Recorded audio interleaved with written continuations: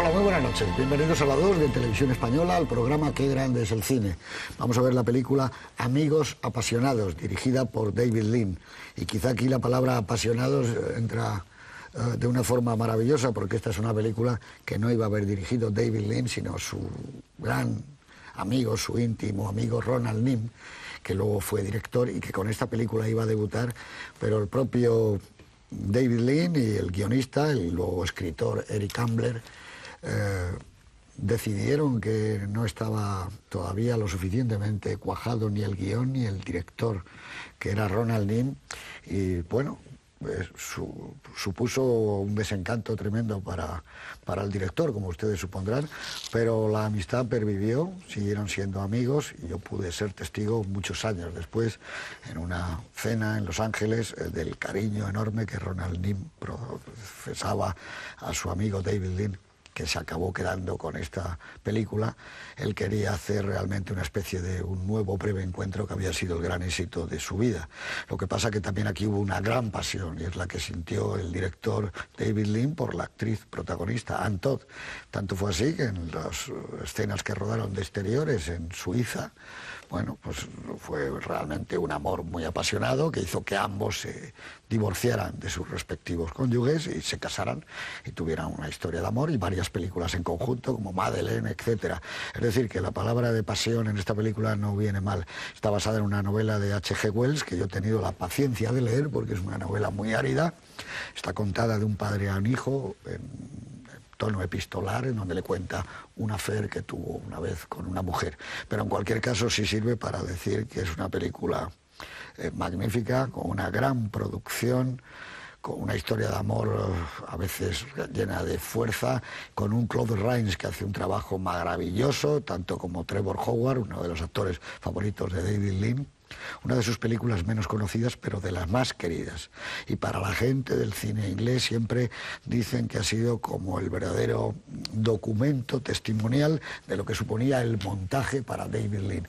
Una película donde no hay un fotograma que sobre ni que falte, con unos insertos que se introducían casi por vez primera en el cine británico, los tickets de las localidades, del teatro, etcétera. Pero bueno, para hablarnos de esta película, y espero que también con pasión, está aquí Antonio Jiménez Rico. Muy buenas noches, Antonio. Hola, buenas noches. ¿Te gusta tanto como a mí David Lean? Sí. Es un director siempre con una vocación muy marcada por la pasión, por el amor y por las historias de amor. Esta película es curioso porque yo creo que la mayoría de los espectadores españoles no la habrán visto. Probablemente. Porque esta película, me imagino que en su día pondría los pelos de punta la censura. Por supuesto. Porque es una película que, bajo la apariencia de una inocente y apasionada historia de amor, encierra toda una reflexión terrible, pesimista, sobre el amor, y además con una especie de pequeño enfrentamiento o casi dialéctica entre dos tipos de amor: el amor apasionado, el amor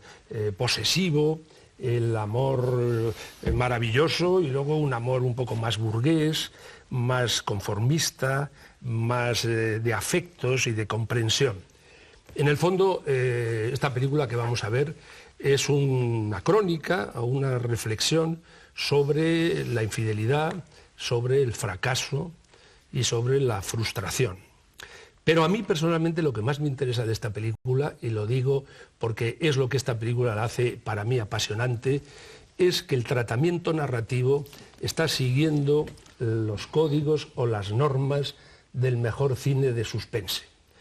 Yo me atrevería a decir que David Lean había visto Notorious de Alfred Hitchcock, encadenados en España, y hay escenas que están tratadas como siguiendo las instrucciones de Hitchcock sobre el suspense, que es en una escena aparentemente normal buscar todos los medios para crear una tensión, para suscitar una intensa emoción y luego mantenerla. Hay, en este sentido, los puntos culminantes de la narración están contados de esta forma, como la película de más intriga, de más suspense, aunque lo que trata realmente es de una historia de amor, de dos historias de amor, de una infidelidad, pero siguiendo las normas del cine de suspense, que yo creo que es lo que la hace verdaderamente apasionante. Muy bien, muchas gracias. Bueno, no solo eso, sino que Anne Todd, la protagonista de esta película, acababa de regresar de Hollywood, de trabajar con Hitchcock en el proceso Paradigm, de protagonista de la película, con Gregory Peck. Y además de eso, el escritor Eric Ambler es uno de los más famosos escritores de novelas policíacas, La máscara de Dimitrios y todas estas. Es que hasta en eso que tú has dicho de la introducción de los insertos, están introducidos exactamente igual que Hitchcock lo hacía en Encadenados. A la manera de Hitchcock. Beatriz Pérez Aranda, muy buenas noches. Buenas noches. Danos tu punto de vista de esta historia, pues, de Amigos Apasionados. Amigos Apasionados yo creo que indica un poco lo que es la posterior obra de David Lean. Es una técnica de flashback sobre flashback, pero sin embargo es en base también, creo yo, muy teatral. Es como una obra de teatro, se van sucediendo las secuencias y a mí lo que me llama también muchísimo la atención es cómo juega con la luz, como en el teatro, cómo va consiguiendo con un apagado y un encendido de luz la intensidad también de la escena y la emoción, la atmósfera. Amigos Apasionados pues es también o narra una de las obsesiones, ¿no?, de David Lean, que son esas relaciones extraconyugales que él también apunta en La vida Amanda, apunta también en Breve Encuentro, que es su lanzamiento internacional, y desde luego en Amigos Apasionados. Y te da también te marca muy bien en esa búsqueda perfecta de las localizaciones. Por ejemplo, vamos a ver un sitio de Suiza, un hotel maravilloso, unas montañas, bueno, son los Alpes, ¿no? Las localizaciones posteriores que hace o las ambientaciones posteriores que hace después de, no solo en Lawrence de Arabia, sino en las 3 obras posteriores que son 3 en 30 años las que realiza el doctor Zhivago, la vida de la hija de Ryan y Pasaje a la India. Es magnífica, desde luego, y luego también únicamente voy a contar 3 anécdotas que definen también esa seriedad y esa búsqueda de la perfección que tiene David Lean. Y es, por ejemplo, el doctor Zhivago se encuentra con un campo, tienen que pasar 300 soldados y él piensa que tiene que ser un campo de amapolas rojas, 3 días tardan en comprar esas amapolas. Y luego al final es una secuencia maravillosa, o las copas de vidrio rojas en Locuras de Amor. Y en otro momento está rodando en Escocia y él quiere que las ruedas de un Rolls Royce queden las 2 R's en vertical, y hasta que no lo consigue, porque va a una ristra de coches, una gran casa, magnífica casa, tiene que parar el Rolls Royce, dejar a los pasajeros y que queden en vertical. Esto es lo que sucede también en Amigos Apasionados, es la búsqueda de la perfección, y en todo momento tú sabes, en cualquier escena, en cualquier secuencia, qué es lo que está contando y la esencia de a dónde te quiere llevar. Magnífica. Bueno, y estamos de acuerdo en que sigue con sus grandes claves, es decir, la infidelidad está también en La hija de Ryan, está en Doctor Zhivago y el tren, que es algo que ha perseguido y ha marcado la cinematografía, y que bien cogida el de siempre. Las vías, además. Siempre es el tren. Juan Antonio Gómez Áculo, buenas noches. A ti también te gusta mucho David Lean. Muchísimo. De toda tu vida te ha gustado. Sí, porque yo creo que los aficionados al cine le debemos una película que, como se dice ahora, es una película de culto, pero que para mí fue una película que me marcó muchísimo, porque incluso asistí a escenas de su rodaje, fue Lawrence de Arabia, ¿no? Lawrence de Arabia hoy es considerada una obra maestra, pero es verdad que, como otras muchas películas de David Lean, tuvo que sobreponerse a una crítica muy adversa, como sufrieron la práctica totalidad de las películas de David Lean, por razones que quizá luego en el coloquio podamos ahondar. Pero 2 breves reflexiones antes de sentarse a ver esta película. Yo creo que es una película muy desconocida, como ha dicho Antonio, para el telespectador, para el público español, dado que no fue estrenada en España, y yo creo que hoy día la filmografía de David Lean, que por otra parte no es muy amplia, son 15 las películas que rodó a lo largo de su vida, de las cuales 5 las ha enumerado Beatriz, A falta del puente sobre el río Kwai, más Breve Encuentro, que es una película también muy conocida por los aficionados. El resto es menos conocido y por tanto nos acercamos a una obra de un gran maestro del cine, y por consiguiente todas las obras en cualquier proceso de creación de un gran creador como es David Lean, pues merecen una gran atención. Y eso nos lleva también a la segunda reflexión, y que por eso entiendo que los aficionados al cine deben de ver esta película, de que se quedan pequeñas obras muy hermosas, desconocidas de incluso grandes autores, ¿no? Yo creo que esta revisión de estas películas es muy importante para completar la formación cinematográfica de los telespectadores. Por otra parte, claro, la película tiene muchos años, estamos hablando de una película que tiene 54 años, y han pasado muchas cosas. Luego él rodó a partir del 57, que es cuando David Lean rueda El puente sobre el río Kwai, ya rodó prácticamente de 5 en 5 años, quizá con la excepción de Doctor Zivago, que por exigencias de la producción tuvo que terminar en 3 años todo el completo proceso que las películas de Lean tienen, ¿no? En consecuencia, estamos ante un film que yo creo que todos los aficionados del cine deben de acercarse a él por muchas de las razones que han expuesto los que me han precedido en la presentación, pero sobre todo para completar la formación cinematográfica en torno a un cineasta al que, insisto, los aficionados, los humildes aficionados al cine, no ya los cinéfilos, pues le debemos alguna que otra obra maestra en su filmografía que, insisto, fueron muy mal entendidas por razones que ahora no hacen al caso en su momento. Él estaba en ese momento disputándose el puesto del mejor director del cine británico con Carol Reed, estaban ahí, pero bueno, ya tenía un gran prestigio y evidentemente su despegue internacional fue El puente sobre el río Kwai, ya con otra mujer también, porque igual que deja a la actriz Kate Welch, que es la protagonista de La vida manda, ya cuando hace El puente sobre el río Kwai se rompe toda su historia con Anne Todd, con la que se casó naturalmente, tenían una casa maravillosa, pero yo creo que girones de su propia biografía han ido quedando en las películas, porque esas obsesiones que ha tenido con ese tipo de cine, y sobre todo que tenía aquí con una serie de reproducciones exactas de lo que él estaba viviendo en ese momento con Anne Todd. Hay infinidad de comentarios, los paseos en la lancha motora se daban continuamente durante el rodaje, incluso un hombre tan perfeccionista y tan exacto y meticuloso como él, a lo mejor estaba media hora o 40 minutos dando vueltas con ella para tratar de que sacara el rostro suyo, la expresión que él pensaba que debía de tener. Y fíjense, no se pongan excesivamente inquietos en los flashbacks tras flashbacks, como dice Beatriz, que hay en la película, y en ese alarde del día de Nochevieja que reproduce el baile de Chelsea, aunque aquí está hecho en el Albert Hall de Londres, que realmente es magnífico, con unos movimientos de grúa que ya también llevan la marca de su casa. Es una película de la que podremos hablar luego bastante, porque al ser muy desconocida y estar muchas de las claves, nos llevará, yo creo, un mayor conocimiento de este extraordinario cineasta llamado David Lean. Con todos ustedes, amigos apasionados.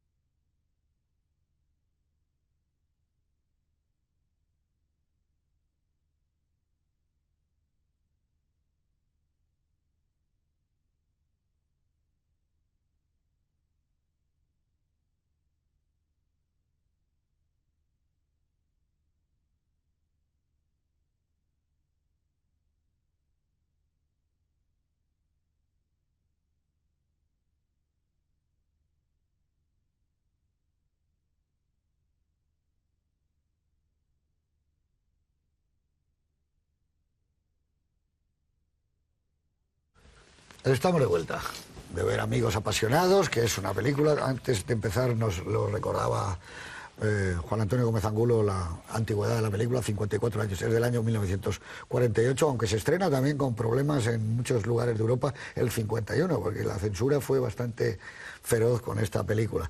El año 48 es el año además en el que el fanático tremendo asesina a Gandhi, el hombre que había conseguido la independencia de la India de Gran Bretaña, sobre todo por su política de no violencia. Es el año que Tennessee Williams obtiene el premio Pulitzer con su famosa obra Un tranvía llamado Deseo.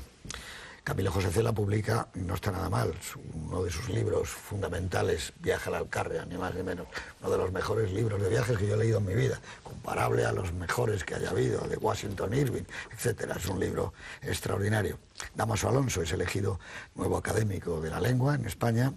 Fallece un maravilloso cineasta, Sergei Mikhailovich Eisenstein, nacido en Riga, Letonia. Entonces, el autor del Acorazado Potemkin llegó al cine fascinado nada menos que por Intolerancia y por Griffith, y luego haría pues todas esas estupendas películas que yo creo que sobre todo, ya estamos hablando hoy de una película de David Lean, que cambian el sentido del montaje.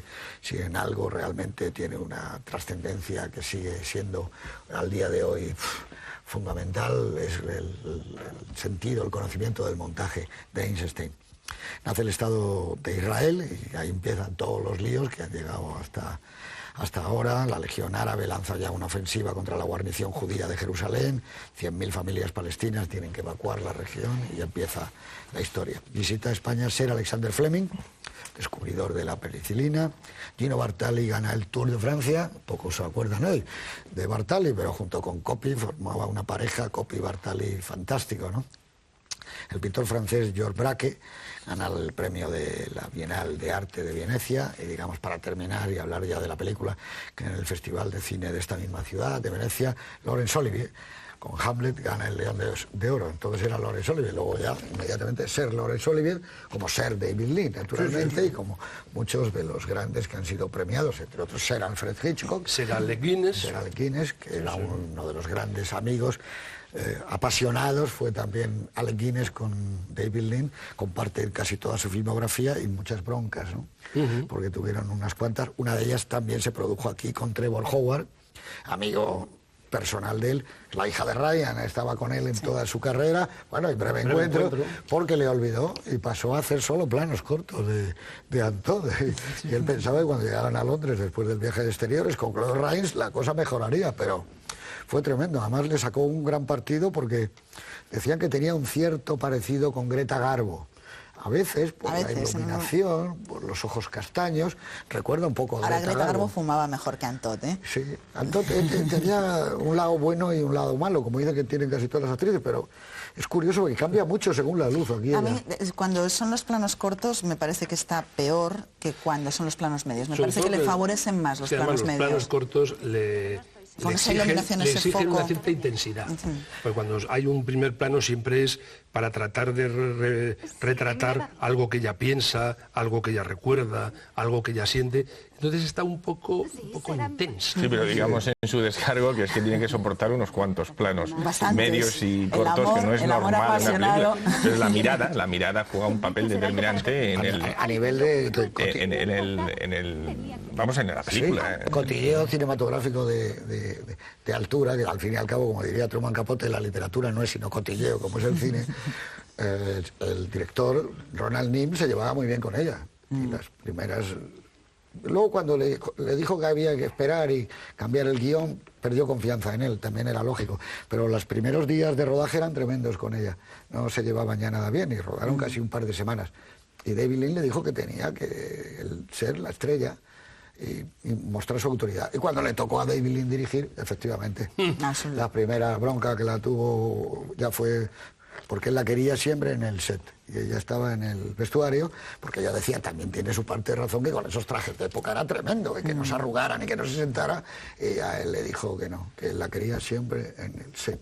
Y ahí empezó una relación como de llevarse mal, que como pasa siempre, acabó con un romance fantástico. Ya.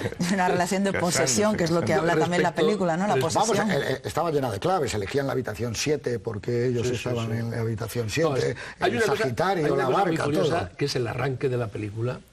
Imagínate esta película, ¿dónde podría arrancar? Que arranca cuando una camarera está haciendo la cama del hotel.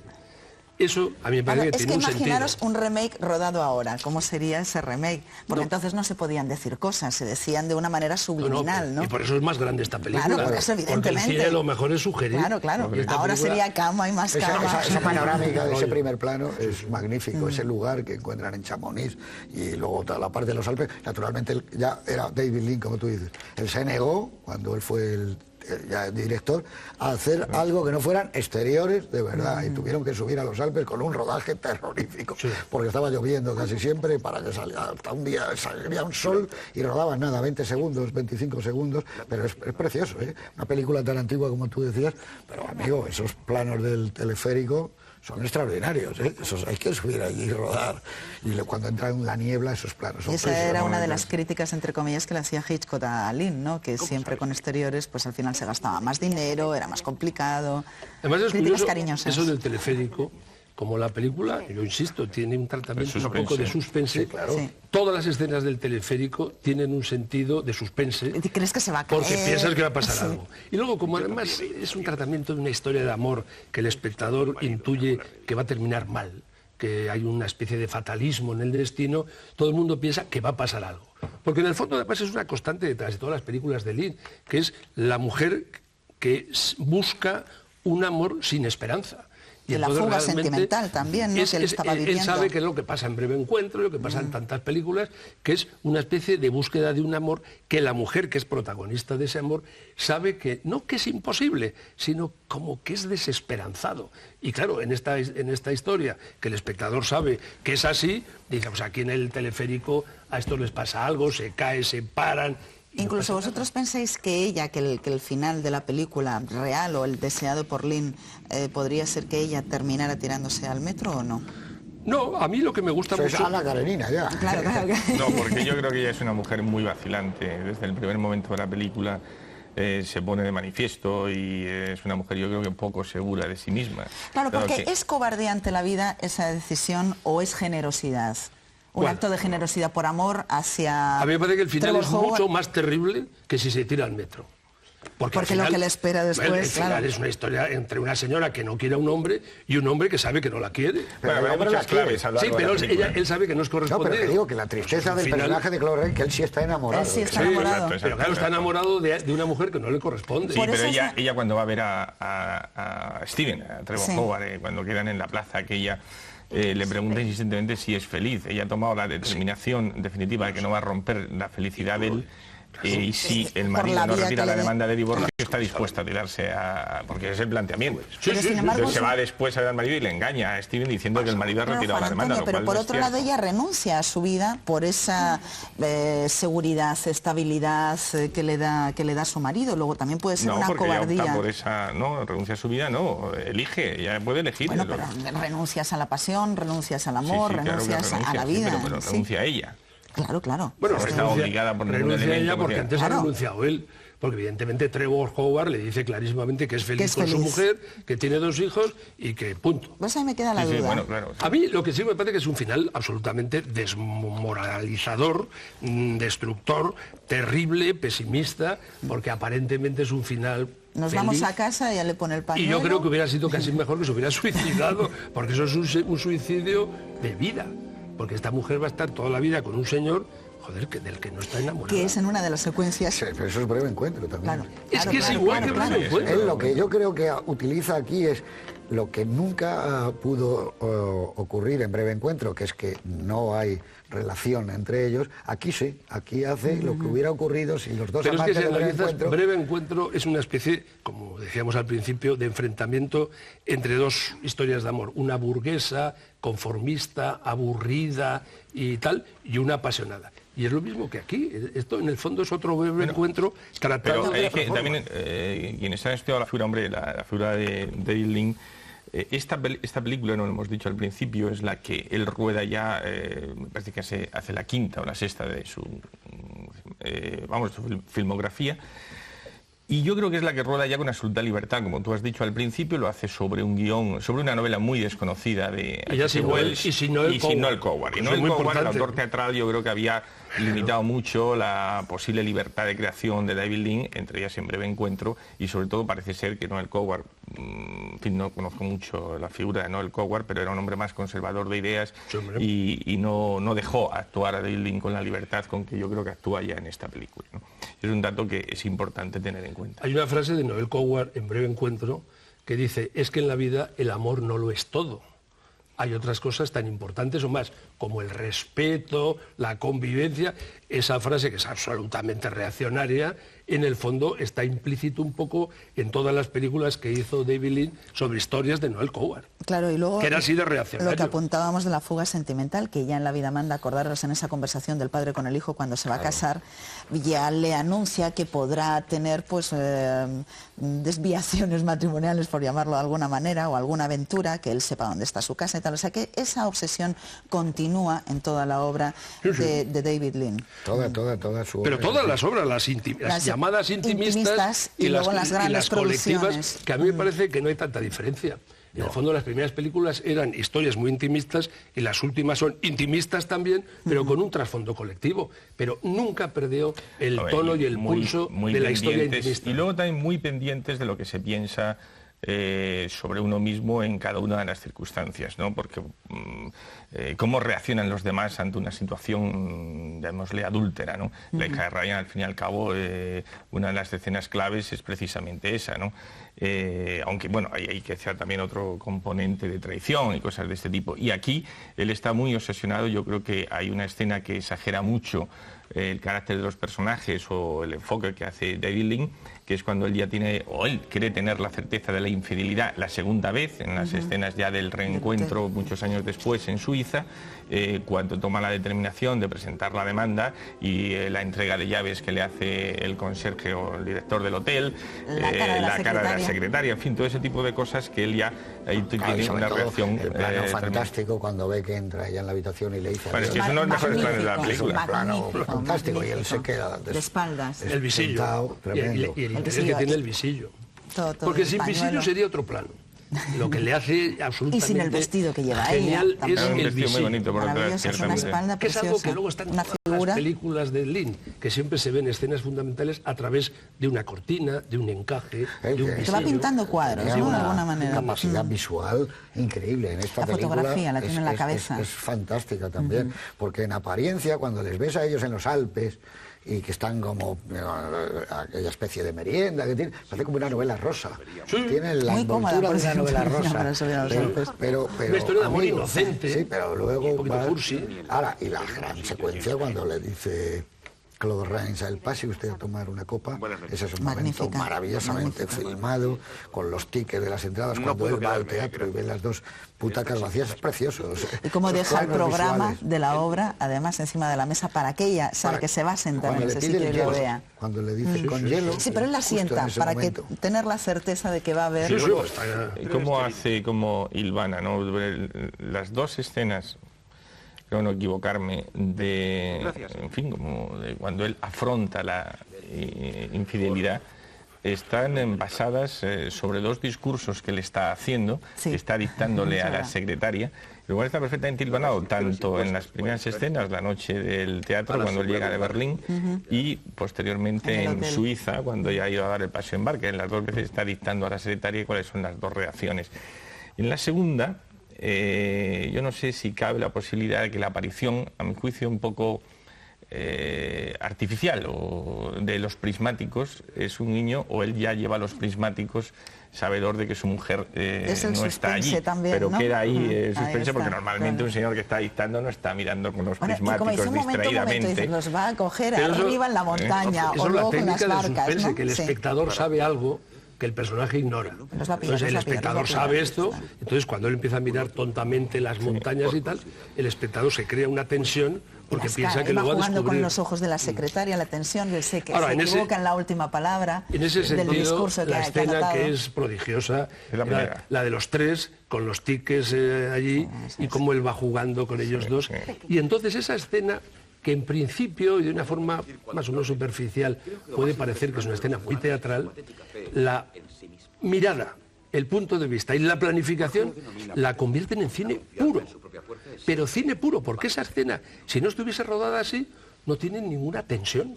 Y sin embargo, tal y como está rodada, crea una emoción. Crea, sobre todo en el momento que ella ve el programa de mano del teatro, y entonces en ese momento va a servir el hielo. ¿Qué tal el show? Dice, no, muy bien. Dice, ¿hielo? Y entonces, claro, ya se queda, nunca mejor dicho, helada. Y da la vuelta él ya con el vaso y le pone el vaso en... Y consigue que te quedes tú helado también. Pero primero le dice, ¿dónde habéis estado cenando? Sí. Porque ahí hay otra cosa. Ellos no quieren mentir tampoco, hay o sea, no quieren entrar en el... Una elipsis muy sugeridora. Ellos no van al teatro y no se dice dónde van. Parece ser que es evidente que esa noche están juntos. Porque, si os dais cuenta, no se dice dónde van. Están como en su casa, no sé qué. No, se les ve luego, se les ve cenando. No, se les ve cenando, yo digo al tengo final, que decir hoy. Pero al final van como en una especie de coche o de no sé qué. Y hay una elipsis que no se sabe por qué no han ido al teatro. pero evidentemente es de una forma elegantísima de decir que esa noche... cómo se podían decir Aparte que hay una cosa entonces muy las curiosa cosas. en esa época, la primera cita clandestina es en casa de él. Sí, es preciosa Sí, sí. esa secuencia Bueno. también. Cuando ella entra, él está preparando Sí, la porque ahí sí, la cena, ahí es sí preciosa el esa director escena. muestra... Cuando termina en la terraza. ¿Quién tiene casa, además? ¿Y cómo podía haber sido la vida, La vida de ella? de ellos. Y además una en casa el más caso de- atractiva que la del Hombre, sí, millonario. Sin duda. Es Con una más casa vida, además, modesta, ¿no? es un Por eso apartamento yo de un pregunta, profesor. tienes todas tus cosas Aristóteles aquí. junto con los tienes descuidados, Sí, los sí, libros, sí, claro, sí. todo eso es precioso. Y acaba, como No, tú y al dices, final de la en la comida, terraza. Es que Y son, acaba en la es- terraza, es que son los una dos. opción entre dos amores, el amor-pasión y el amor-seguridad. Ella opta por el amor-seguridad, ya ha optado al principio casándose con Claude Claro, Rains. claro. No entiendo Es cómo un puedes banquero, querer es un hombre... y casarte con Hemos un hombre. pasado Muy por alto. rico. A mí me gusta seguir un poco el hilo de la película porque, como tú ¿De decías cuál? en la presentación, las escenas de la fiesta de Nochevieja son muy Sí. determinantes para el desarrollo posterior de la película. Bueno, es el planteamiento que hace David Lean, en mi juicio, de modo maestro en la escena de Nochevieja. Porque ahí es donde, en primer lugar, es el primer encuentro. Es el encuentro, el primer reencuentro, mejor dicho, de ellos dos, es en... Una vez casada ella. Efectivamente, en la fiesta de Nochevieja. Y ella, cuando le pregunta, no recuerdo ahora si él a ella o ella a él, ¿eres feliz? Es una pregunta que está muy presente en los reencuentros que hay entre los dos. O Se lo es una pregunta él a obsesión de ella. ella, ¿eh? Y ella le dice que sí, que sí. Claro, es igual que luego, más adelante, me parecen las escenas de Ya se la lo telecabina, pregunta ella, cuando está en la merienda que tú Luego decías ella, antes, claro. ella es tan egoísta, por eso decía yo que es un poco egoísta cuando ella le pregunta, o ella se imagina, cuando le ha preguntado, ¿te has casado? Que le hubiera contestado, no me he casado, No, si no solamente me me caso casaría contigo. contigo. ¿Cómo que es egoísta? Si ella dice una frase definitiva. Yo no quiero pertenecerme más que a mí misma. No, se lo dice y por ella, eso él, y por eso él le dice... Él le dice que él quiere que le pertenezca, no sé qué, y ella es la que dice que no quiere pertenecer a nadie más que a mí Claro, misma. pero fíjate, Antonio, Imagínate qué frase. en el noviazgo, en uno de los flashbacks, ella, que es cuando ella le dice que no se va a casar con él, ella le dice, me quiero pertenecer a mí misma. Claro. Luego, cuando en una segunda intentona, él intenta que se vayan, que rompa su matrimonio, él le dice... Eso realmente es la posesión, tú solo te quieres pertenecer a ti misma. Sí, Y solo si, quieres pertenecer si a ti mismo, realmente lo que decía. ya eres de una persona. Es que a mí me parece que es o sea, la ella- posesión la ella tiene... es el ser más egoísta del mundo. Sí, Claude sí, sí. Rains. Ella tiene la Claro. posibilidad, ella tiene Pero la sin embargo, posibilidad. Ese cuando ese consciente- objetivo... A ver, es lo que decía al principio, Claro. entiendo, yo en eso ahí coincido Claro, plenamente. Por eso él, cuando habla y pide hablar con ella y con el marido, cuando entra el marido es el que le dice, no, si con usted nunca va a estar tan Mayor y además, posesión. si es que Claro. el planteamiento de la película de inicio, por ejemplo, la escena primera del avión, bueno, las primeras son las que habéis dicho antes, de cuál va a ser el marco al que ella se desplaza en el avión. En el avión, además, los vuelos a esa hora de plena luz son vuelos mucho más apacibles y serenos que por la noche o a primera hora de la mañana. Y entonces, ella no contenta con que se va a Suiza, que va espléndidamente sentada y atendida en el avión, se pregunta a sí misma, ¿cómo será la habitación del hotel? ¿Será habitación cómoda? ¿Sabes? Se ha habituado a esas comodidades de y tal. Y no va a renunciar en la vida. No. Ahora, es maravilloso ¿Quién no también fue ya la la idea en guión de que ella esté en esa noche estupenda en la habitación y que la habitación de al lado vaya a entrar él. El olor, la subida de él con las... todo Queda ese una duda mundo. sobre si no va a A mí renunciar en la vida. lo único que no me ha gustado... Que hay un plano, perdón, no, a mí me queda una duda, que es cuando ella hace una búsqueda, también un poco siguiendo el hilo de las películas de suspense, cuando está tratando de localizar al enterarse que el marido Se ha divorcia. presentado divorcio. Entonces, cuando va a esperarla a la estación, ella se queda sorprendida, o al menos eso es lo que reflejan los planos, de la presencia de su mujer. Claro.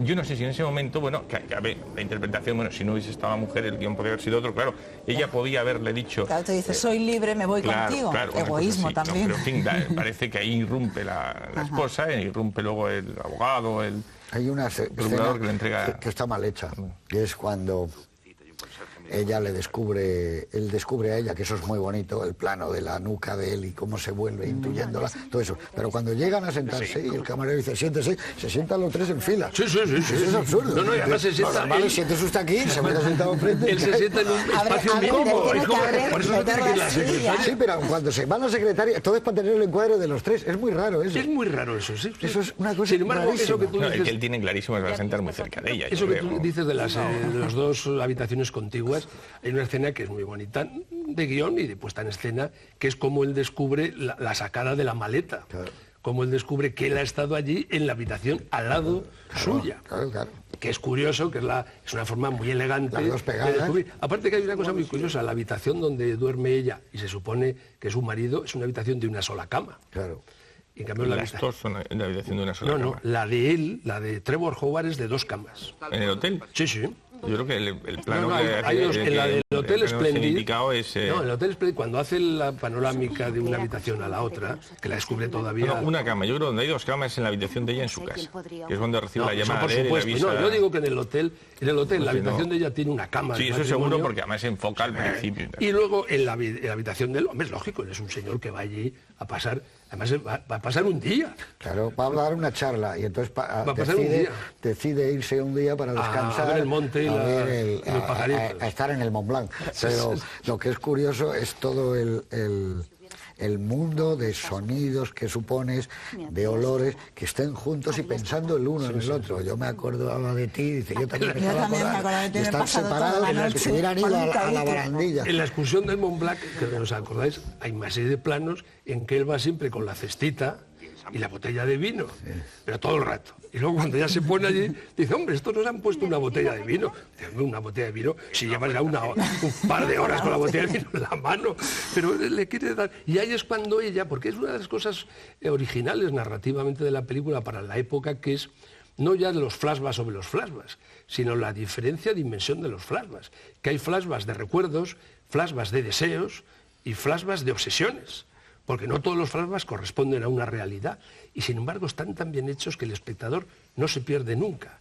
Cuando Claude Rains ve un beso apasionado entre ellos dos, claro, el espectador sabe que no lo ha visto. Oye, dificilísimo para para una él. obsesión. Claro, pues está con ella y lo que te estás imaginando. La película hay que decir también a los telespectadores, hombre, a los jóvenes telespectadores que conocen, que David Lean fue un magnífico montador. No, el número 1. Porque, y bueno, incluso algunos teóricos creen que esta es la culminación, esta película precisamente la culminación de su gran trabajo como montador, porque la película está muy bien montada. No solo eso, sino un dato que no sé si hemos manejado aquí alguna vez. Hace como 8 o 10 años, la Asociación de Montadores de Estados Unidos hicieron una encuesta para elegir el mejor montador de la historia del cine, entre montadores, y salió elegido David Lean. Eso que tú has dicho al principio, de cómo introducen los insertos, eso es un secreto de montaje. Si la película no fuese tan magistral de montaje, los insertos todos...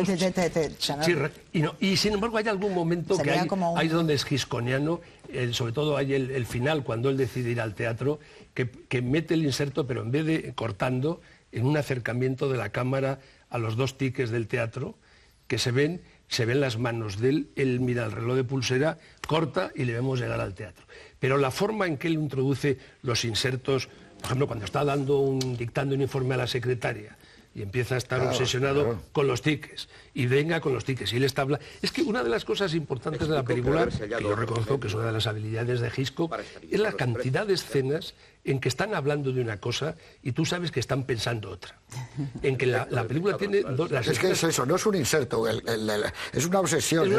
Se han dejado los tickets y por eso los ves. Y cambia el punto de vista de él y el encuadre. Ya no es el mismo encuadre. Y luego hay un encuadre. plano de la foto de ella, claro. Con lo cual tú te estás dando cuenta que él está dictando un informe, pero no está pensando en lo que... Y luego la escena, a mí me parece cumbre, que es la que están los 3 allí, evidentemente están hablando de cosas, de no sé qué y tal, y hay una tensión que es que tú estás viendo que cada uno está pensando en otra cosa. Y eso es una gran... Fíjate cuando dice ella, lo sabe que no hemos ido al teatro. Sí, porque ella rompe ahí esa tensión, claro. Cuando se lo dice... No sigamos haciendo la comedia. Hay una cosa curiosa la última película de David Lean, que es Pasaje a la India, está montada por él. Edited by, la quiso hacer él, otra vez el montaje. Y luego lo que comentaba Juan Antonio, personalmente. Lo que comentaba Juan Antonio, que desde el principio, él te marca muy bien qué es lo que vas a ver en esa fiesta de fin de año cuando se encuentran. Yo voy al momento posterior. Es la alegría, la pasión de Trevor Howard con su novia, que luego sería su mujer, y el palco, ellos dos arriba, la frialdad. Con la iluminación él va jugando y te va dando también ese punto de sentimientos y esa diferencia. Como coger un coche, nosotros vamos a andar. El director no es generoso con la figura de Claude Rains, porque su primera aparición, la de Howard... Sí, pero lo trata bien. Sí, no, pero está con una capa. Pero una capa muy tieso, le da la copa. Como misterioso. Fijaros el beso, acaba de ser fin de año, es un beso apasionado como se da. Pues muestra ahí que hay una relación muy fría, muy convencional, ya te lo quizá muy plantea, estos son pactada, los personajes. y deja muy claro el tema. Lo que no se explica es por qué en el momento de dar las 12 campanadas no está ella con él. Ni él con su novia. Bueno, pero es como de barullo, que se ha producido en ese momento el barullo y les ha pillado juntos, ¿no? Sí, es muy bonito. Les ha pillado juntos y eres feliz, le dice ella. Y luego te sigue planteando, además hablabais de las escenas de cama, la escena de cama también con encendido y apagado de luces, también es terrible. Ella está mirando para arriba pensando en él y él le da la espalda. Sí, pero es que la relación esa... O sea, la relación te la marca perfectamente. Es como la relación del personaje de Breve Encuentro con su marido. Hay un momento que ella está como actriz genial, que es uno de los mejores momentos de interpretación que tiene en toda la película, si no el mejor, y que es fantástico además. Ella está en el cuarto de baño y llama a él por teléfono. Y cuando le dice que es el señor Strayton, se la ve, se le ilumina. Se ilumina, sí. Se ilumina la cara de una manera... Mantente. Es que no puedes salir corriendo y que te vean la secretaria. Hay un pequeño y ligerísimo cambio de iluminación, que lo hay en muchas ocasiones. Hay una que es muy clara, cuando Trevor Howard se queda solo en el despacho de él, porque él se va a buscar y se queda él solo y ve el telex o el teletipo y tal, de repente hay un cambio de luz, sale una especie de viento extraño que mueve los papeles, suspense también, hay un visillo y entra ella.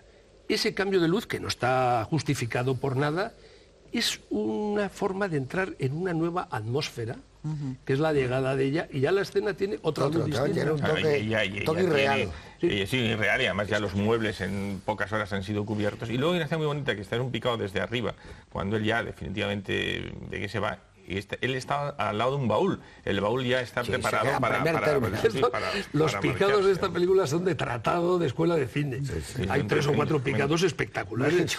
Sí, pero muy claros. El picado, por ejemplo, ese. Luego hay otro picado cuando él sale de la casa, que está totalmente abajo, y él mira los ventanales iluminados, que siempre, como hay esa técnica del suspense, el espectador cree que va a pasar algo. Y se mantiene allí. Y cuando ella va a la estación de metro, como son esos planos. Y cuando entra en ese hotel, donde se supone que está pasando mientras se tramita el divorcio, otro gran y espectacular picado. Hablando del prestigio de David Lean, que era gigantesco, yo estoy recordando ahora, que imagino que os acordaréis, cuando se planteó, yo creo que fue por la Fox, el Tora Tora. Yo recuerdo que se planteó hacer la película con 2 equipos, uno japonés y otro americano. Al primero que se le ofrecieron fue a Kurosawa, para hacer la versión japonesa. Y él dijo, ¿quién va a hacer la americana? Y le dijeron, David Lean. Entonces Kurosawa aceptó. Luego no la hizo David Lean, la hizo Richard Fleischer, y Kurosawa salió del proyecto. Kurosawa solo aceptaba en aquellos años hacer la película si el que hacía la versión americana era David Lean, lo cual quiere decir que ya entonces era un hombre de un enorme prestigio, sobre todo para los americanos y para los japoneses. Imagínate cuando eran además amigos personales también, William Wyler, cuando va a hacer Ben-Hur, le propone a David Lean que él filme la carrera de Cuadrigas. A David Lean, porque él hace con un cartón especial que pondría carrera de Cuadrigas dirigida por David Lean, y él dijo que no. Pero fíjate, cuando llamaron a Kessinen Hepburn para hacer Locuras de verano, nada más le dijeron, no sé si querrás, el director es David Lean, y dijo, sí, directamente sí, quiero conocerlo. Claro, porque no sin leer la historia, luego después, sí. De todas maneras, aquí... Pero entonces no sé qué se conoce. Saca mucho partido, siempre se lo ha sacado a los actores de su país, porque Trevor Howard está estupendo. A mí siempre me ha gustado mucho. En El tercer hombre, en cualquier película que está qué sobriedad tiene. Es que son actores sobrios y expresivos simultáneamente. A la vez, es verdad, ¿cómo se puede ser no sobrio nada expresivo? Y está muy... Bueno, Claude Rains es evidentemente uno de los actores, yo decía antes, que era el mejor cornudo de la historia, porque es un personaje que asume la frustración y el dolor de la infidelidad en unas miradas absolutamente patéticas. Tiene una voz... Excepto incluso los cuernos en otro sentido, como en Casablanca, ¿no? Casablanca no es cornudo. No, pero digo en otro sentido. Pero, por ejemplo, en Encadenados... Pero bueno, también él sabe que le están engañando. En Encadenados, cuando él está descubriendo que su mujer sigue teniendo relaciones con Cary Grant, las caras de ese Claude Rains sospechando la infidelidad y además... Cuando baja a la bodega. Bueno, y además preparando esa venganza terrible que está preparando, incitado por su madre. Yo estoy convencido que David Lean vio Encadenados antes de hacer esta película. O sea, bueno, aparte que venía porque es que hay muchos puntos de contacto. Luego que era inglés, es un actor inglés que Él ha trabajado con todos los grandes actores ingleses. Pero si es inglés, además había nacido. No, pero, y era Cookney de estos. Bueno, pero tiene Lawrence una era voz de origen conseguido de suizo, ellos. me parece. siempre inglés. Sí, hombre, inglés. Trabajando en el teatro Pero inglés. creo que nació en Un chico Suiza. Cookney, además. Hablaba muy bien el slang, pero una voz espléndida. Y aquí lo que tiene es una sobriedad. Era muy bajito. Sí. El problema que tenía que es... Sobre todo con Ingrid Bergman. Ganaba 2 centímetros con el tupé. Ese el pelo. tupé es un poco artificial. 2 centímetros. Hay Y planos luego en- los zapatos. Hay en planos en Encadenados, aparte de que se sabe que cuando habían planos de los dos, Iba por otro lado, a Clorren le ponían siempre Una en pasarela. en un taburete, pero hay planos que no se podía evitar en que se ve que es que Ingrid Bergman le sacaba la cabeza. En cambio aquí, yo creo que Anton no debía ser tan alta. No, están trucados también, ¿Por porque qué? Trevor Howard es muy alto. Sí, él sí. Era Muy más alto, alto. muy alto, muy grande. Trevor Howard era un tipo Vamos, sí, muy... muy Y además bien, delgado, pero para tipo- ser Clorren delgado Clorren lo que siempre era muy parece... bajito. No, si lo cuentan todos, pero que él tenían que ponerlo porque era un actor extraordinario. Y cuando ya lo sentabas, amigo... No, lo que tenía Clorren maravilloso era la voz. Los ojos, la y voz la maravillosa. mirada. Mira, esta película es una película, sobre todo en el caso de él. La y forma de ella. mirar. El tema Miradas. forma de mirar es que te Sí, va Por llevando ejemplo, cuando él descubre ya claramente la infidelidad allí en el hotel ese Splendid y sube arriba y ve Esa la escena maleta es y tal, y se mete en la Cuando va el habitación. otro, el camarero, va a sacarle la Sí, maleta sí, cuando sí, se sí. cruza con la Y suya. cuando él se mete en la habitación, empieza ese mosqueo en la mirada, esa mirada que no se sabe si es de dolor o es de ganas de vengarse, y ya la escena maravillosa, que es cuando ella entra en la habitación y sin verlo se va a la terraza y empieza a saludar al Sí, y tipo. cuando ya- se da la vuelta y está Ahora, llorando. hay que ser un gran... Sí, el siguiente plano ya, antes ha mostrado la intensidad, digamos, del enfado de Howard, y luego ya se le ve un hombre mucho más abatido. En el siguiente sentado. plano, cuando ya vuelve a ser un hombre totalmente abatido y derrotado. Y ya se pasa al divorcio. Pero hay que ser muy buen actor para... No, es cuando él se va, me parece que da el portazo. y ¿Tú es a el qué ruido dices? Es que no sé, hablamos de la misma sí, secuencia. Sí, la sí, sí, secuencia de la cuando Dios ella en el vuelve lago. de decirle No, yo estoy adiós. hablando de la habitación.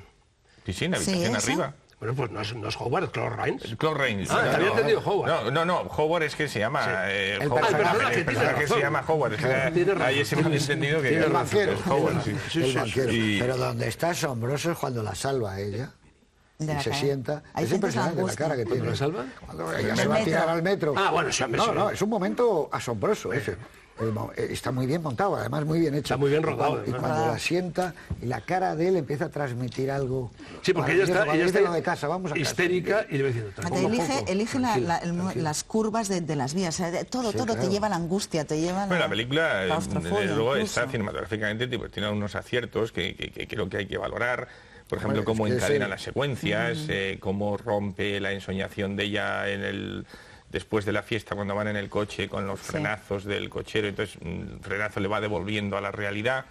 Y luego en esta secuencia que hablábamos de la salida de la habitación de Howard, personaje, de Clorren, actor, cuando pega el portazo y pum, el siguiente golpe es el de la máquina con la demanda, Sí, de divorcio. O sea, como ahí hay una bastante agilidad, ¿no? y rapidez en el montaje, en la secuencia y un buen ritmo cinematográfico. Pero a lo largo de toda su vida en el cine es como si el Piensa de amor manera no descriptiva, fuera además, posible. ¿no? Claro.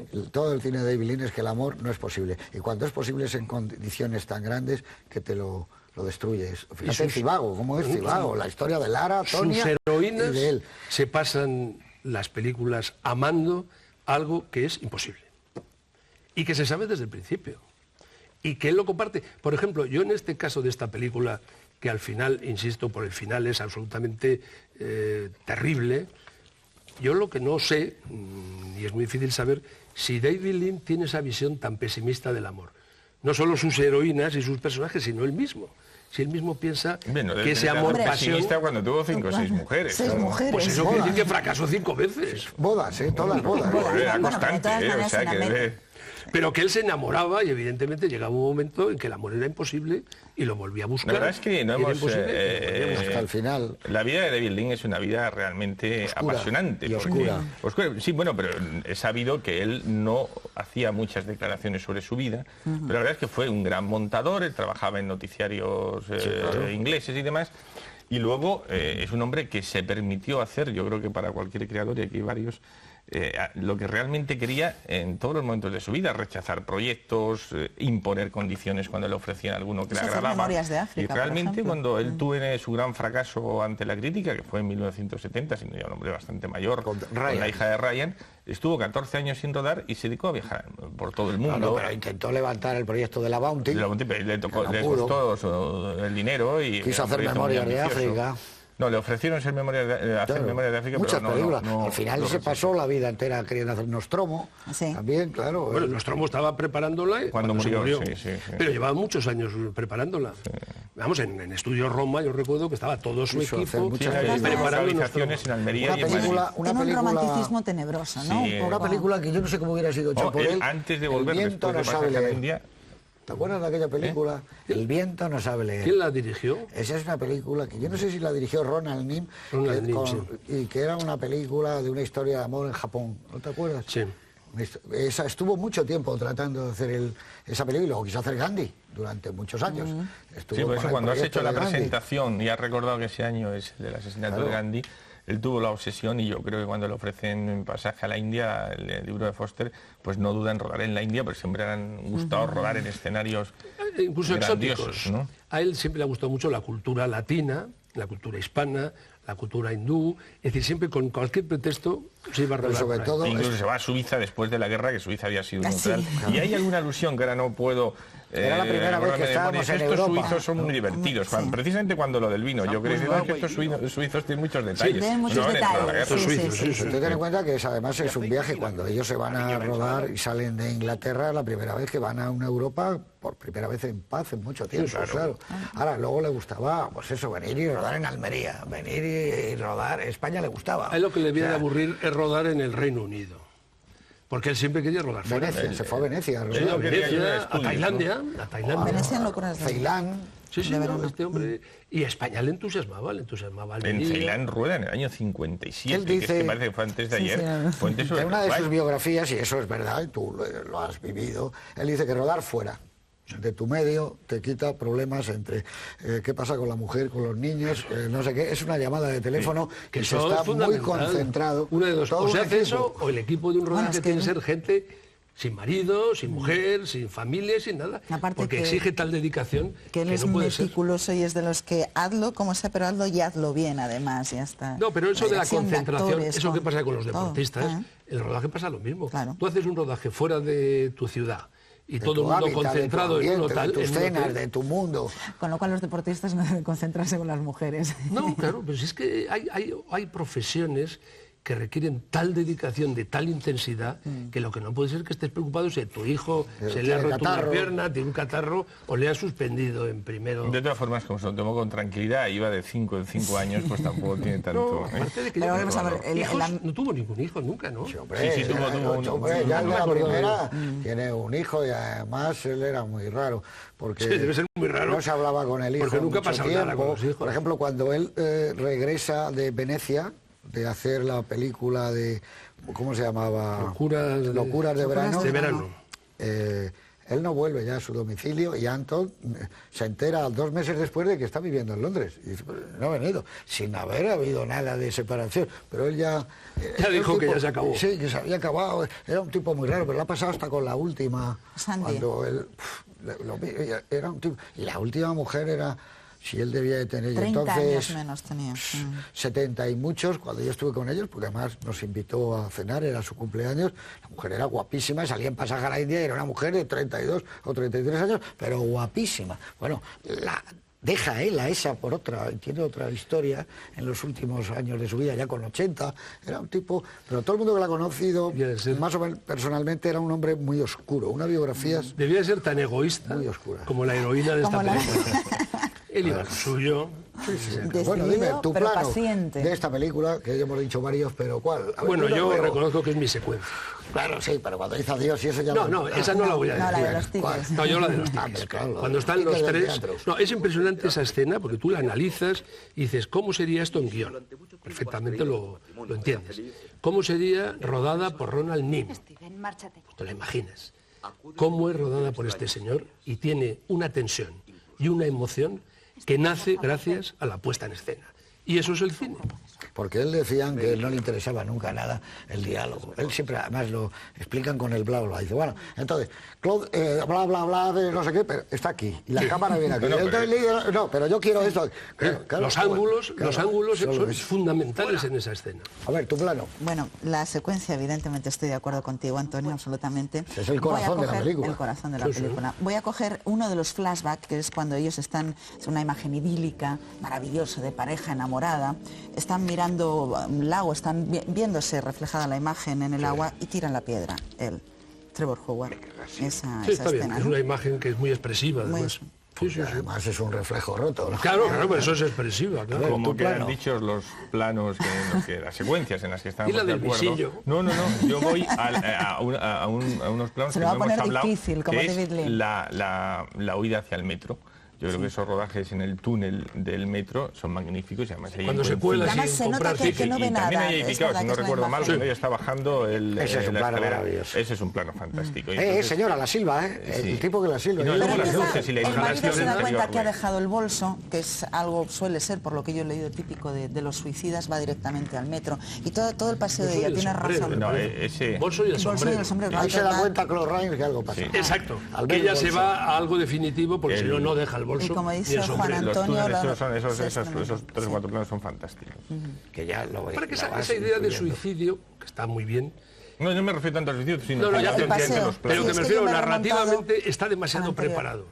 Están preparados antes. Hombre, porque ya te lo han preparado Están antes. Por preparados. eso te ¿sabes? digo que a mí me parece un poco excesivo, porque el suicidio no supone... No, pero si no lo prepara, no se entiende luego un poco el desarrollo. Es que es más lineal en la segunda parte de la película, yo creo que la Porque primera. él es muy descriptivo. Pero muy en todo caso, sesgado. toma conciencia, o el espectador toma conciencia que se puede suicidar, entonces cuando va a contarle... Por eso a está muy Steven, preparado claro, y, está muy y preparado. está muy previsible.